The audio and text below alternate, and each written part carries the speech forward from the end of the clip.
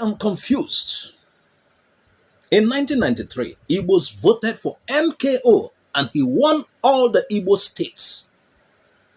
In 1999, Igbos voted for Obasanjo en masse. Obasanjo is Yoruba. Obasanjo lost Yoruba land but scored 85% in Igbo land. In 2003, Igbos voted for Obasanjo. Obasanjo scored 95% in most Igbo states.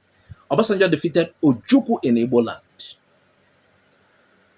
In 2007, Igbos voted for Yaradua. Yaradua was Hausa Fulani. Yaradua scored his highest percentage votes in Igbo land. In 2011, the Igbos voted for Jonathan. Jonathan is an Ijo. Jonathan scored 95% plus in Igbo land. In 2015, the Igbos voted Jonathan. Jonathan scored higher percentage in Igbo land than the South-South region. In 2019, the Igbos voted Atiku. Atiku is Fulani. Atiku scored a higher percentage in Anambra than Adamawa. In 2023, the Igbos, along many nationalities, voted Obi. Obi is Igbo. Because Igbo voted Obi, they became bigots. Can you imagine?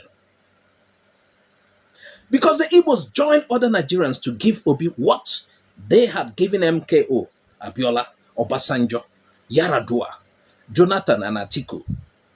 Igbos became haters. They branded Igbos ethnic bigots. Igbos did not vote Obi in 2023. Same Igbo haters would have said Igbos are not united.